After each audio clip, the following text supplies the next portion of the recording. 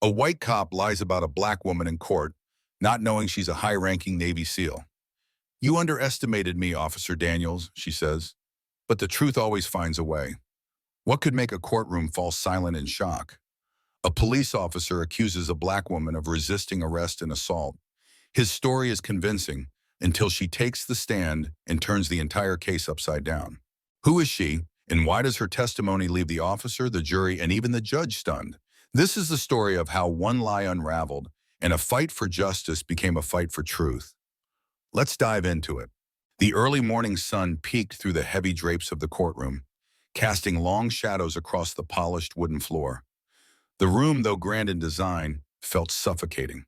Rows of wooden benches were filled with a mix of spectators, curious townsfolk, journalists jotting notes, and a few faces lined with quiet tension. Among them sat Lauren Harris, her calm exterior betraying none of the turmoil beneath the surface. Her dark brown skin glowed faintly under the artificial light, and her neatly braided hair rested on her shoulders. Lauren sat upright, her back straight as if guided by an invisible string, her hands clasped lightly in front of her. She was dressed modestly in a crisp white blouse and black slacks, a deliberate choice to exude humility and respect. Yet her sharp eyes scanned the room with precision, taking in every face, every movement. To the casual observer, she looked like any other defendant, but to those paying close attention, there was something unusual about her. A quiet intensity that seemed out of place for someone accused of a violent crime. The bailiff called the court to order, and all eyes turned to the front of the room where Judge Howard Grayson, an older white man with thinning silver hair, entered. He carried an air of authority, though his face betrayed a weariness that came from years of presiding over cases he'd rather forget. This one, however, seemed to ignite a spark of interest in him. Perhaps it was the presence of Officer Nathan Daniels sitting smugly at the plaintiff's table, or the murmurings of a case that had already captured the attention of local news outlets. "State versus Lauren Harris," the bailiff announced, his voice echoing off the high ceilings. Lauren rose, her movements deliberate and controlled, and faced the judge. The whispers in the room grew louder as people craned their necks for a better view. Officer Daniels leaned back in his chair, his expression one of confidence, almost amusement. Dressed sharply in his police uniform, the officer exuded the kind of arrogance that comes from years of unquestioned authority. Lauren's lawyer, James Carter, a young black attorney fresh out of law school, shuffled nervously through his notes. He glanced at Lauren, hoping to find reassurance in her face, but she didn't return the look. Her eyes remained fixed on the judge, her expression unreadable. James took a deep breath and stood. "Your Honor," he began, his voice wavering slightly, "we are prepared to proceed." The judge nodded, his gaze shifting to Daniels. "Officer Daniels, you may take the stand." The officer rose, every movement exaggerated, as if he were performing for an unseen audience. He adjusted his uniform before making his way to the witness stand, pausing briefly to glance at Lauren. His smirk was faint, but unmistakable, a predator sure of his prey. As he took the oath, Lauren studied him. She observed the way his fingers fidgeted slightly, the subtle shift in his posture as he sat down.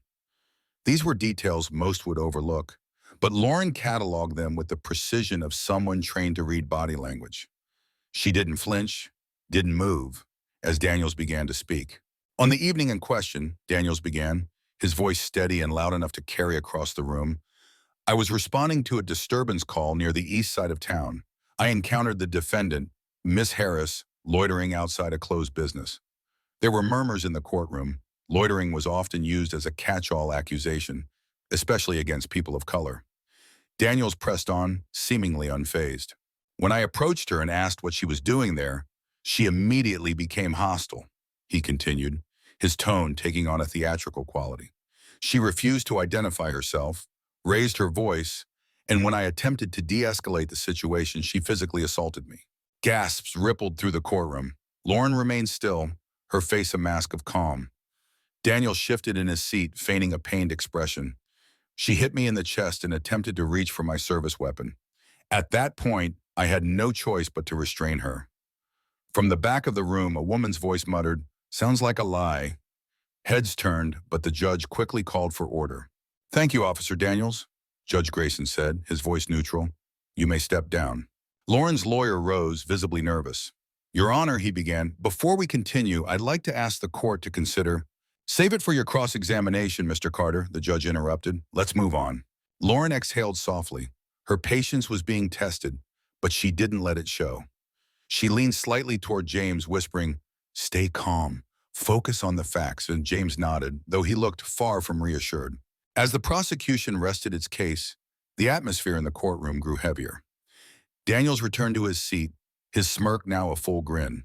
He exchanged a glance with his fellow officers seated in the back row. Lauren didn't miss the wink he gave them. "Miss Harris," the judge said, his tone carrying an edge of skepticism, "it's your turn to testify." Lauren stood, smoothing her blouse as she approached the stand. The room fell silent as she took her seat, the weight of 100 stares pressing down on her.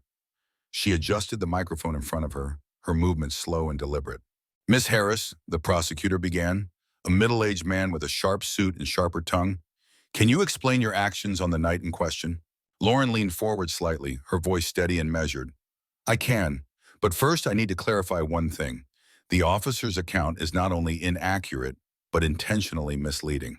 There was a collective intake of breath. The prosecutor smirked. "Bold accusation, Miss Harris. Do you have any proof to back it up?" Lauren met his gaze, her dark eyes unyielding.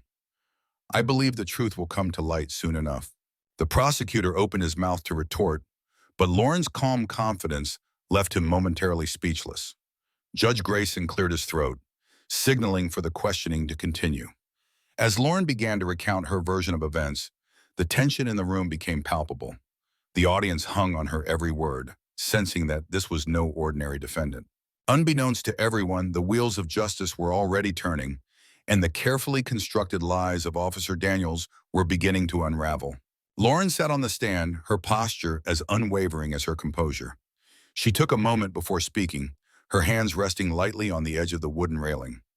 The courtroom's silence was suffocating, every breath held in anticipation of what she might say. Her voice, when she finally spoke, was calm, but carried an undeniable strength. "On the night in question," she began, her eyes sweeping across the courtroom, "I was on my way home from visiting a friend. I stopped near the corner of Magnolia and Fifth to check my phone for directions." She paused briefly, allowing the detail to sink in. "That's when Officer Daniels approached me." The prosecutor leaned forward, ready to pounce. "And you're saying this encounter was completely unprovoked?" Lauren tilted her head slightly, her expression unwavering. "Not entirely. I was standing on the sidewalk, which, as far as I know, isn't illegal. He approached me with his flashlight pointed directly at my face and asked, in a tone I wouldn't call friendly, what I was doing there." "And how did you respond?" the prosecutor asked, his voice tinged with skepticism. "I told him I was checking directions," Lauren replied evenly. "He asked for my identification. I asked if I'd done anything wrong." The prosecutor seized the moment. "So you questioned his authority?" "I questioned his motive," Lauren corrected, her voice firm but not aggressive. "I wasn't obstructing traffic, trespassing, or causing any disturbance. I wanted to know why he was asking for my ID." There was a ripple of murmurs in the courtroom. Judge Grayson banged his gavel lightly. "Order in the court." Lauren continued, her tone unchanging. "When I asked for clarification, he raised his voice and accused me of being uncooperative. I told him I wasn't trying to cause any trouble, but before I could say anything else, he grabbed my arm." Her words hung in the air, heavy and undeniable. The prosecutor raised an eyebrow, clearly trying to decide how to twist her testimony to his advantage. "Are you claiming the officer physically restrained you without cause?" Lauren nodded. "Yes, and when I told him to let go, he tightened his grip. He said, and I quote, 'Women like you need to learn how to listen.'" Gasps erupted from the gallery. This time the judge's gavel came down harder. "Order, I will not tolerate interruptions." The prosecutor forced a smile. "Miss Harris, that's a serious allegation. Do you have any proof of this statement?" Lauren looked directly at him, her gaze unflinching. "No, because the body camera he was wearing conveniently malfunctioned." "Isn't that right, Officer Daniels?" All eyes turned to Daniels, who shifted uncomfortably in his seat. His confident smirk had faded, replaced by a slight clenching of his jaw. The prosecutor cleared his throat. "Let's focus on the facts, Miss Harris. You claim the officer restrained you. What happened next?" Lauren folded her hands in her lap, her voice steady despite the weight of the moment.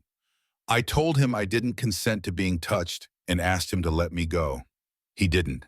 Instead, he accused me of resisting arrest, even though I hadn't moved. When I tried to pull my arm away, he slammed me against the patrol car. Her words were a punch to the gut for everyone listening. A few people in the audience whispered to one another, their faces a mixture of disbelief and anger. The tension in the room was thick, and even the judge seemed momentarily taken aback. And after that, the prosecutor pressed, his tone more subdued now. Lauren's gaze didn't waver.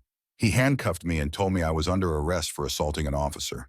The prosecutor leaned back, trying to regain control of the narrative. Miss Harris, you're a strong woman. Is it possible the officer felt threatened by your physical resistance? Lauren didn't flinch. I'm not stronger than a trained police officer. And let's be clear, I didn't resist until he violated my rights. The prosecutor opened his mouth to respond, but before he could, Lauren added, I also didn't reach for his weapon, despite his claims. That was a fabrication to justify his use of force. The room seemed to freeze. Daniel shifted again, visibly uneasy. The prosecutor's face darkened as he struggled to maintain his composure. Miss Harris, he said, his voice tight, you're asking this in court to believe that Officer Daniels, a decorated member of the force, fabricated an entire incident. Do you have anything to back up your version of events? Lauren smiled faintly, a subtle but powerful shift in her demeanor. The truth always has a way of revealing itself, counselor. You'll see soon enough. The judge leaned forward. Miss Harris, are you implying there is evidence the court has not yet seen? Lauren's lawyer, James Carter, stood quickly. Your Honor, we intend to submit additional evidence during the proceedings. The prosecutor scoffed. More stalling tactics, Your Honor. If the defense had anything substantial, they would have presented it already. Lauren turned to face the judge. Your Honor, the truth takes time, but I promise you this. When it comes out, it will be undeniable. The judge studied her for a moment, his expression unreadable. Finally, he nodded. Very well, we'll recess for today. Court will reconvene tomorrow at 9:00 a.m. As the gavel came down, the courtroom erupted into whispers.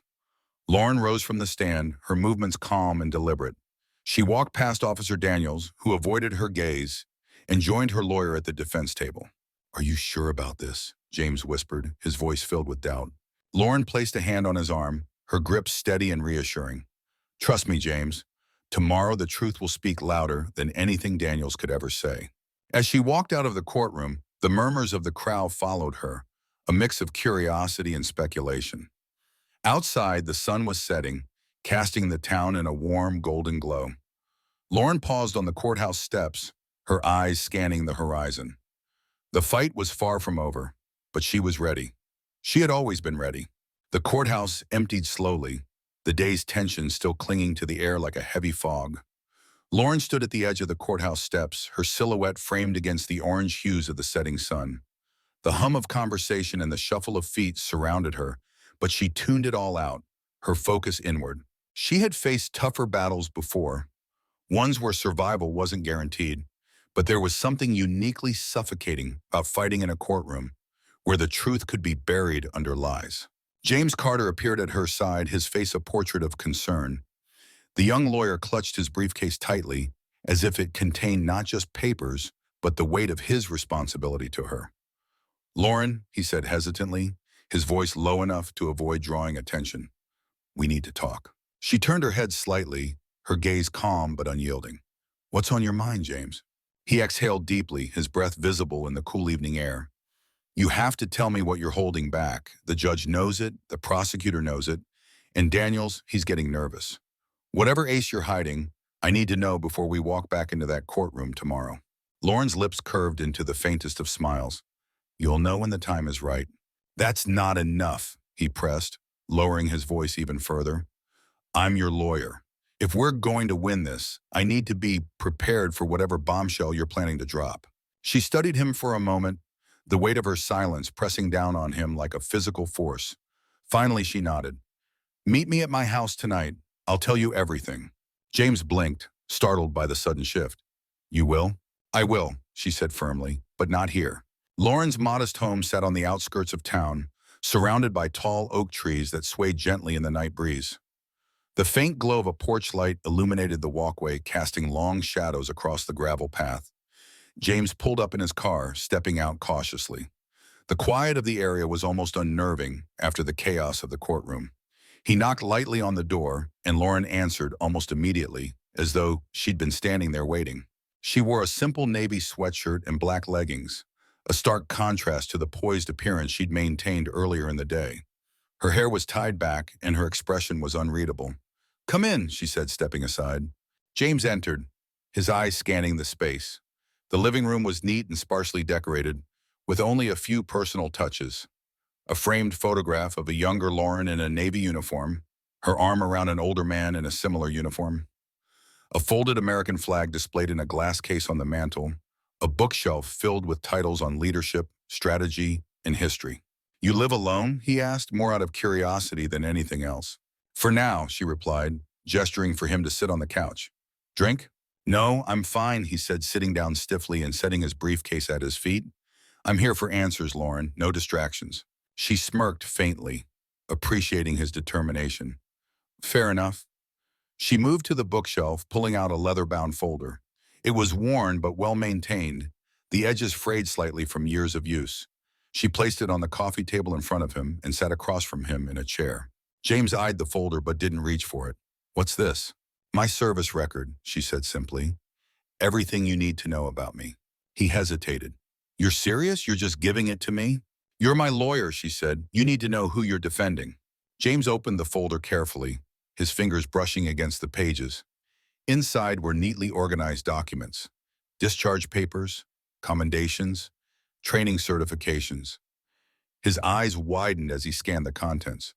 "Wait," he muttered, flipping through the pages faster. "You were a Navy SEAL?" She finished for him. "Lieutenant Commander, retired." He stared at her, his mouth slightly open. "Lauren, this changes everything. Why didn't you tell me before?" "Because it's not just about who I was," she said, leaning forward. "It's about what Daniels represents. This isn't just my fight, James. It's about exposing the kind of corruption and bias that allows people like him to get away with this." James ran a hand through his hair, his mind racing. The prosecutor's going to lose it when this comes out. And Daniels, he'll crumble. Lauren's expression darkened. "Daniels won't crumble. Men like him double down when they're cornered. That's why we have to be smart, strategic." James nodded slowly, understanding the gravity of her words. "Do you think he knows?" "Not yet," she said. "But he's suspicious. You saw how he looked at me today. He knows there's something he doesn't know, and it's eating at him." James closed the folder and leaned back, letting out a long breath. "So what's the plan?" Lauren's eyes glinted with a quiet determination. "Tomorrow we show the court the truth, but we don't just expose Daniels for lying. We expose the system that enables him." "And how do we do that?" he asked, leaning forward. Lauren stood, her presence commanding even in her casual attire. She walked to the mantel, picking up the folded flag. She turned it over in her hands before looking back at him. "We make them see me, not as a defendant, but as the woman who spent 20 years protecting the very freedoms that man tried to strip from me." Her voice was steady, but there was an edge to it, a quiet storm brewing beneath her calm exterior. James felt a chill run down his spine, not from fear, but from the sheer force of her resolve. "Lauren," he said softly, "tomorrow's going to be a fight." She placed the flag back on the mantel, her hand lingering on it for a moment. Then she turned to him, her eyes fierce. "I've been fighting my whole life, James. Tomorrow's just another battle." The next morning, the courthouse loomed in the pale gray light of dawn, its imposing facade casting long shadows over the bustling crowd that had gathered on the steps. News of the trial had spread quickly overnight, whispers turning into a roar of speculation. The gallery was filled with spectators, journalists scribbling in notepads, community members eager to see justice, and Daniels's fellow officers, who lined the back row in a silent show of support for their comrade. Inside, the courtroom hummed with anticipation, the atmosphere tense and electric. Lauren sat at the defense table, her expression calm but focused. Her navy blue blazer and neatly pressed white shirt gave her a commanding presence, one that seemed to silence the room even before the judge entered. Beside her, James Carter flipped through his notes, his nerves betrayed by the subtle tapping of his pen against the table. "Are you ready for this?" he asked in a low voice, glancing at her. Lauren turned her head slightly, her gaze steady. "I've been ready for years, James. Let's give them the truth." The gavel struck, and Judge Grayson entered the room, his stern face surveying the crowd. Court is now in session, he announced. We will continue with the case of State versus Lauren Harris. The prosecutor, a seasoned man with sharp features in a suit that seemed tailored to intimidate, stood first. Your Honor, he began, we intend to reinforce the testimony of Officer Daniels today and present additional evidence to support the charges against the defendant. Lauren didn't flinch, her hands resting lightly on the table. She could feel the eyes of the room on her, but she remained as steady as a rock in the tide. The prosecutor called Daniels to the stand again, his polished demeanor masking the growing tension in the room. Daniels adjusted his tie as he walked to the stand, his movements slower than usual, as if weighed down by the scrutiny he could feel pressing in from every angle. Officer Daniels, the prosecutor began, his voice firm but measured, please remind the court of the events that led to the defendant's arrest. Daniels cleared his throat, his voice carrying a hint of strain. As I stated before, I encountered the defendant near a closed business. She was acting suspiciously, refused to identify herself, and became physically aggressive when I attempted to question her. And you stand by your account of her behavior? The prosecutor pressed. I do, Daniels replied, his eyes flicking toward Lauren for the briefest of moments. The prosecutor nodded, satisfied. Thank you, Officer Daniels. No further questions. James rose slowly, his expression unreadable. He adjusted his tie and approached the stand with deliberate steps, each one echoing in the silent courtroom. Officer Daniels, he began, his voice calm but carrying an edge that made Daniels shift slightly in his seat. You testified that my client became aggressive and attempted to reach for your weapon. Is that correct? That's correct, Daniels replied, though his voice lacked its earlier conviction. And yet, James continued, you also stated that your body camera malfunctioned during the incident. Convenient, wouldn't you say? Daniels' jaw tightened. It was an unfortunate coincidence. Equipment malfunctions happen. Of course they do, James said, nodding slightly. But you've been on the force for what, 10 years? How often has your body camera malfunctioned during an arrest? Daniels hesitated, his eyes narrowing. Not often, but it happened this time. James pressed, during an arrest where you claim the defendant behaved so aggressively that you feared for your safety? Yes, Daniels said, his voice hardening. James turned, pacing slowly in front of the jury. And is it also a coincidence, Officer Daniels, that a witness in the area captured part of this encounter on their phone? The courtroom erupted into whispers, the gallery leaning forward as if they could will the evidence into existence. Judge Grayson struck his gavel, demanding order. Mr. Carter, the judge said, his voice sharp, if you have evidence, present it. James returned to the defense table, retrieving a USB drive. Your Honor, the defense submits video evidence recorded by a bystander during the arrest. The prosecutor shot to his feet. Your Honor, this is highly irregular. The defense should have submitted this earlier. Sit down, Judge Grayson interrupted, his tone leaving no room for argument. Let's see the footage. The bailiff took the drive and inserted it into the courtroom's media system. The screen on the wall flickered to life, and the room fell into a heavy silence. The footage was shaky, the angle partially obscured by the frame of a car window, but the audio was clear. Daniel's voice rang out, sharp and commanding. Don't make this harder than it needs to be, he said, his hand gripping Lauren's arm. Her voice followed, calm but firm. I'm not resisting. Let go of my arm. The crowd watched, riveted, as Daniel shoved Lauren against the patrol car. His words were clear now, biting and unmistakable. Women like you don't get to question me. The courtroom erupted again, louder this time. The judge banged his gavel repeatedly, his face darkening with frustration. Order! I will have order in this court! The courtroom emptied slowly for recess, but the tension lingered in the air like a storm waiting to break. Lauren sat silently at the defense table, her calm demeanor unshaken by the chaos the video evidence had unleashed. Beside her, James was pacing, his hands moving in erratic gestures as he muttered under his breath. This is huge, Lauren, he said, finally stopping to face her. That footage just tore his testimony apart. Lauren folded her hands neatly on the table, her gaze steady. It's a crack in the wall, James, but walls don't fall with cracks alone. We need more. James exhaled sharply, leaning on the table. What's the next move? We've got the video, and you've got your service record. We could bury Daniels with this. She looked at him, her expression softening just slightly. It's not just about burying Daniels. It's about exposing the truth. If we rush, we risk losing control of the narrative. Timing is everything. Before James could respond, The bailiff's voice cut through the room. Court will reconvene in 5 minutes. Lauren stood, adjusting her blazer. Stay sharp, James. It's time. As the judge entered and the room was called to order, all eyes were on Officer Daniels. The confident smirk he had worn earlier was gone, replaced by a tight-lipped expression and darting eyes that betrayed his growing unease. His fellow officers in the back row exchanged uncertain glances, their silent support now tinged with doubt. Judge Grayson's voice broke through the tension. Mr. Carter, do you have additional evidence to present? James rose, his movements deliberate and composed. Yes, Your Honor. The defense would like to call the defendant, Lauren Harris, to the stand. The room buzzed with renewed interest. Lauren stood, her steps measured as she approached the witness stand.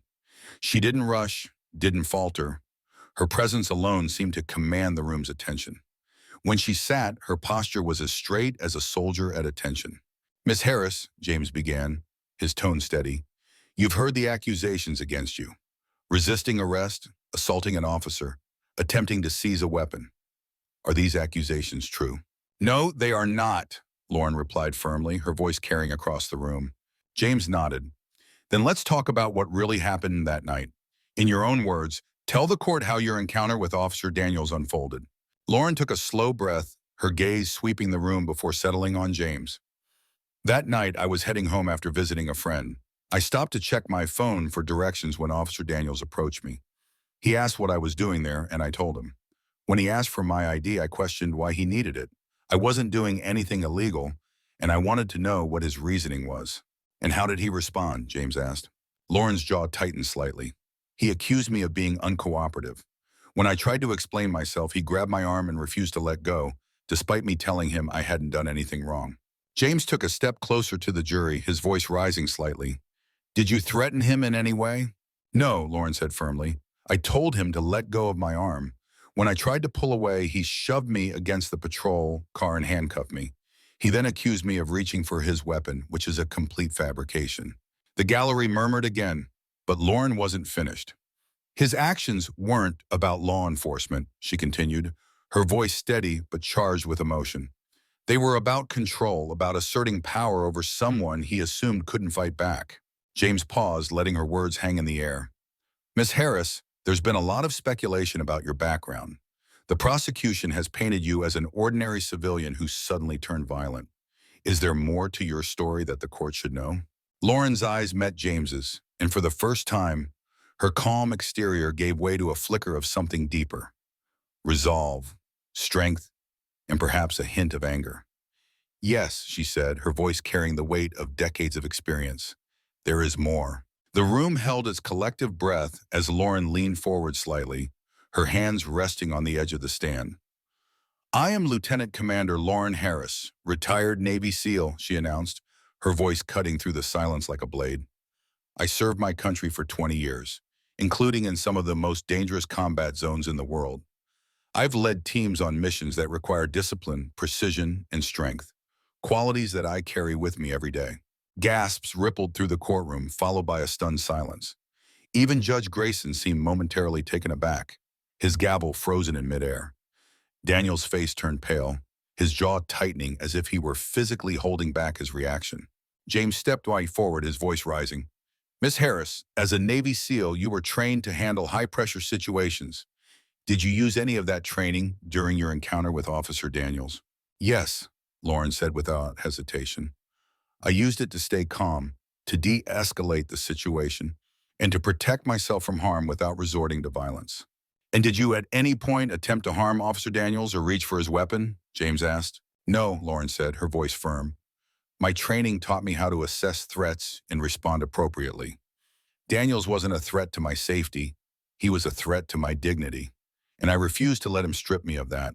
The courtroom erupted once more, louder this time, as the weight of Lauren's words settled over the room. The judge banged his gavel repeatedly, his face a mixture of frustration and awe. Order! I will have order in this court. When the noise subsided, James turned to the jury, his voice steady but filled with conviction. Ladies and gentlemen of the jury, you've heard Officer Daniels' version of events, and now you've heard the truth from a woman who has spent her life defending this country. The question you need to ask yourselves is simple. Who do you believe? The prosecutor remained seated, his face pale and his eyes fixed on the table in front of him. Daniel stared straight ahead, his hands clenched tightly on the arms of his chair. As Lauren stepped down from the stand, the weight of her testimony lingered in the room. She returned to her seat, her head held high, and leaned toward James. "Now," she said softly, "let's see how long that wall holds." The tension in the courtroom was almost suffocating. Officer Nathan Daniels sat at the plaintiff's table, his face pale and glistening with a sheen of sweat.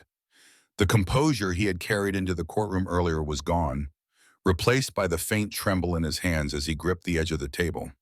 His fellow officers, who had been a silent wall of support in the back row, exchanged uneasy glances. They had come to see justice served, or so they thought, but now doubts were creeping into their minds like unwelcome shadows. The judge, his usually stoic face showing hints of weariness, looked over the room before turning to Daniels' lawyer. "Mr. Avery," he said, "does the prosecution wish to proceed with redirect, or do you need a moment to reconsider your strategy?" The prosecutor, Richard Avery, rose stiffly from his seat, his carefully curated demeanor showing the first signs of a crack. He adjusted his tie as if tightening a noose and stepped toward the witness stand. His voice, usually sharp and commanding, carried a faint edge of desperation. "Your Honor," he began, "we intend to call Officer Daniels back to the stand to clarify some inconsistencies." The judge nodded, his eyes narrowing slightly. "Proceed." Daniels stood slowly, his movements stiff, as though weighed down by the growing scrutiny. As he walked to the witness stand, he avoided Lauren's gaze, which followed him with a calm intensity. When he finally sat down, his hand trembled as he adjusted the microphone, a gesture that didn't go unnoticed by the jury. Avery approached, forcing a smile. "Officer Daniels, you've heard the defendant's testimony and her claims regarding your conduct. Do you have anything to say in response?" Daniels cleared his throat, his voice shaky but determined. "Yes, her account of the incident is exaggerated. I acted within the scope of my duties." Avery nodded encouragingly. "And the video evidence presented earlier, how do you explain what the court saw?" Daniels hesitated, his eyes darting toward the jury before returning to Avery. "The video doesn't show everything. It's incomplete. It doesn't capture the context of her behavior leading up to that moment." "And what context would that be?" Avery pressed, his tone tightening. "She was defiant," Daniels said, his voice growing louder as if to regain some control. "She refused to cooperate and challenge my authority. I had to act decisively to maintain order." Lauren watched him with an expression that was almost pitying, her hands folded neatly on the table in front of her. James leaned toward her and whispered, "He's unraveling." She gave a small nod, but said nothing, her focus unwavering. Avery continued, his voice growing more insistent. "So you stand by your claim that the defendant attempted to reach for your weapon?" Yes, Daniel said, though the word came out weaker than he intended. "She made a sudden movement toward my side. I had to protect myself." James shot to his feet. "Your Honor, permission to cross-examine?" Judge Grayson nodded curtly. "Granted." James approached the stand slowly, his movements deliberate. He stopped just a few feet from Daniels, his presence looming without being overbearing. He let the silence hang in the air for a moment, forcing Daniels to meet his gaze. "Officer Daniels," James began, his tone calm but edged with steel, "you've testified multiple times that my client reached for your weapon. Is that correct?" "Yes," Daniels replied, though his voice lacked its earlier conviction. "And yet," James continued, "you provided no physical evidence to support this claim. No fingerprints on your holster, no corroborating testimony, just your word." Daniels' jaw tightened. "I know what I saw." James nodded slowly as though considering the statement. "You know what you saw," he repeated, "but the court has seen something else. Video evidence that contradicts your account. Evidence that shows my client was calm and cooperative until you escalated the situation." "That video doesn't tell the whole story," Daniel said, his voice rising. "It's taken out of context." James tilted his head slightly. "Out of context? Let's talk about context then." He turned to the jury, his voice growing louder. "This is a man who approached a law-abiding citizen, demanded her identification without cause, and when questioned, resorted to force.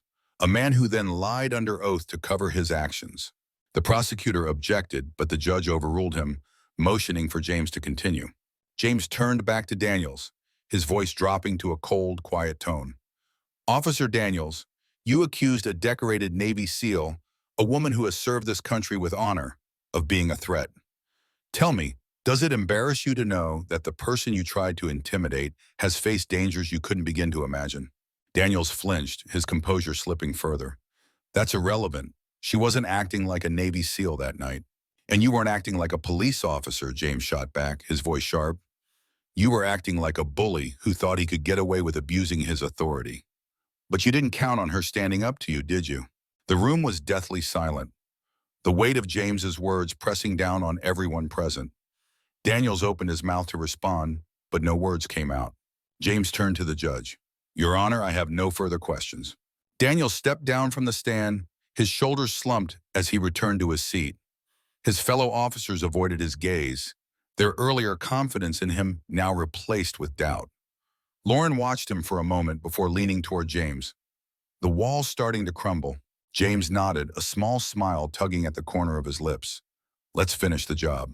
The courtroom was heavy with silence as Officer Nathan Daniels returned to his seat. His confident facade had crumbled, and he now looked like a man walking the edge of a crumbling cliff.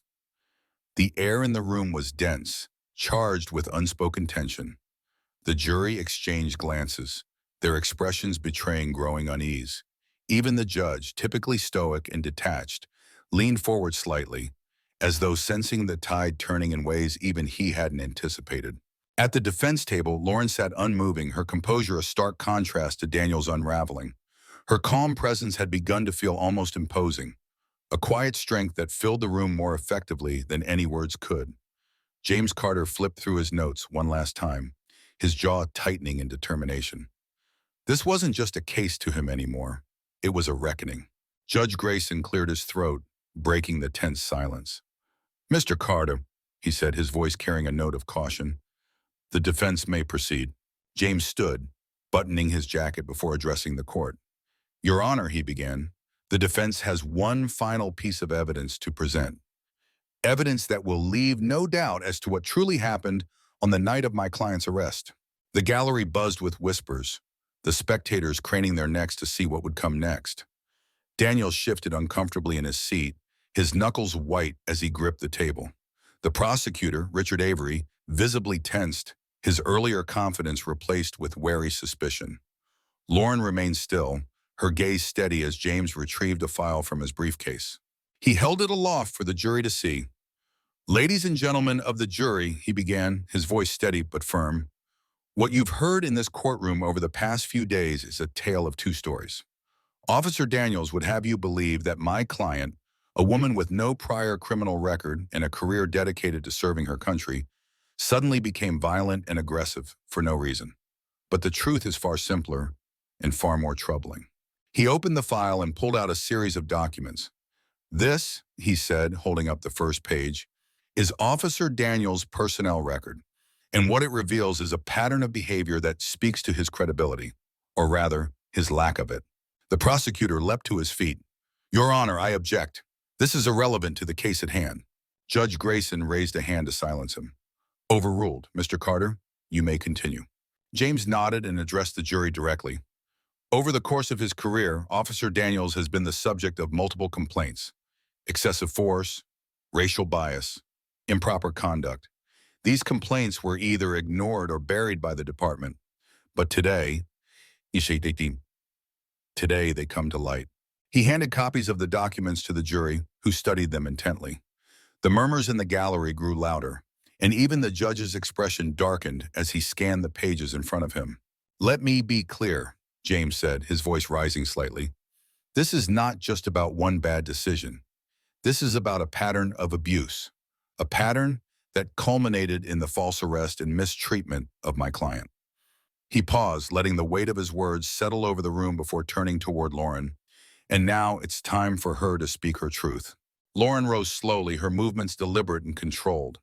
She walked to the front of the courtroom, standing tall and commanding as she addressed the jury.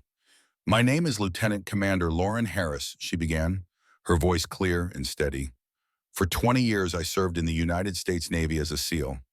I've been to places most people can't imagine, faced dangers most people will never know, and through it all, I've held myself to the highest standards of integrity and discipline. Her eyes swept over the jury, each word carrying the weight of her experience. I have faced enemies on the battlefield, But I never thought I would face one in my own country. That night, I wasn't a threat. I wasn't breaking any laws. I was simply existing, something that, for people like me, often feels like a crime in itself.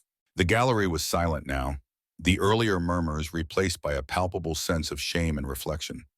Lauren continued, her voice unwavering. Officer Daniels didn't see me as a person.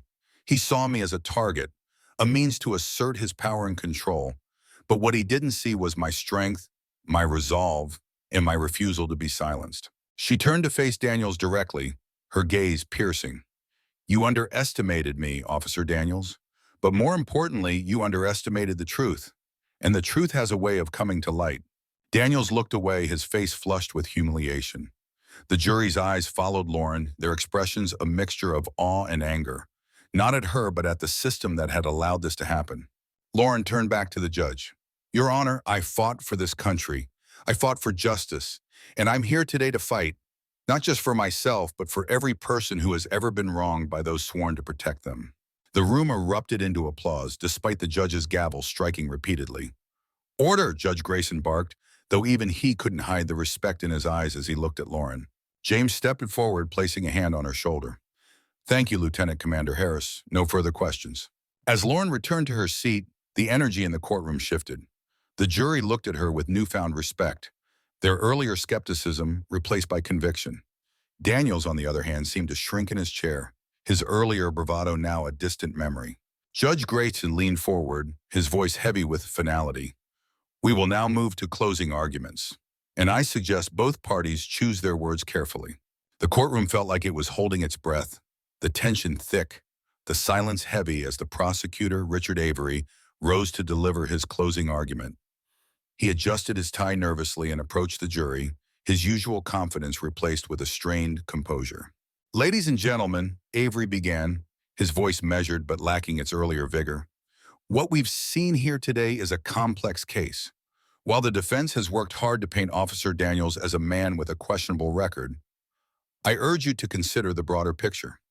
Law enforcement officers make split-second decisions every day, often under difficult circumstances. Officer Daniels believes he was acting in the best interest of public safety. He paused, his gaze flickering toward Daniels, whose face was a pale mask of unease. Mistakes may have been made, Avery admitted, but that does not change the fact that Officer Daniels was doing his job. The defense's claims, while compelling, do not erase the fact that the defendant questioned authority, resisted an officer, and escalated the situation. Avery's tone hardened as he finished. I ask you to consider the facts and not be swayed by emotion or spectacle. Thank you. The courtroom remained silent as he returned to his seat. James Carter rose next, his movements deliberate and calm. He adjusted his jacket, straightened his tie, and approached the jury with an air of quiet confidence. Ladies and gentlemen of the jury, James began, his voice steady and firm, what we've seen here today is not a complex case. It is, in fact, painfully simple. My client, Lieutenant Commander Lauren Harris, a decorated Navy SEAL and an American hero, was profiled, mistreated, and lied about by a man who abused his power. He turned, gesturing toward Lauren, who sat with her back straight, her hands resting lightly on the table. Lauren Harris did not resist arrest. She did not threaten Officer Daniels. What she did was ask a question, a simple, reasonable question. Why? And for that, she was thrown against a car, handcuffed, and humiliated. James's voice rose, his passion filling the room. This isn't just about Lauren Harris. It's about accountability. It's about ensuring that those who wear a badge and swear an oath to protect and serve are held to the highest standards of integrity.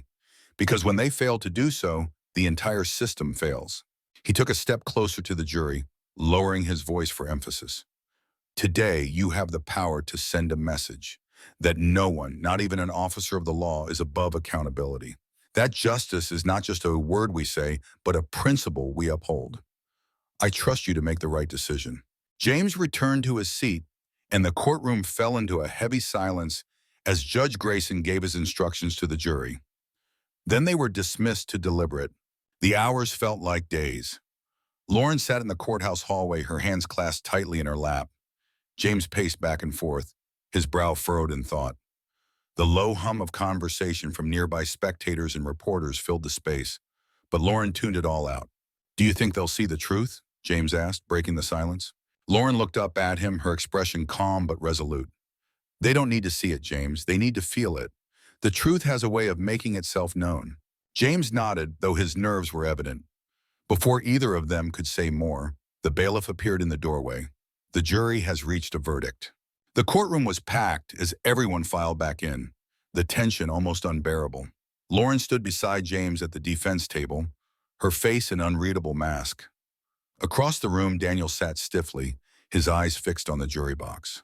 The forewoman of the jury, a middle-aged woman with kind eyes and a serious expression, stood as the judge addressed her. "Has the jury reached a verdict?" "Yes, Your Honor," she replied, her voice steady. The judge nodded. "Please read the verdict." The forewoman unfolded a piece of paper and began.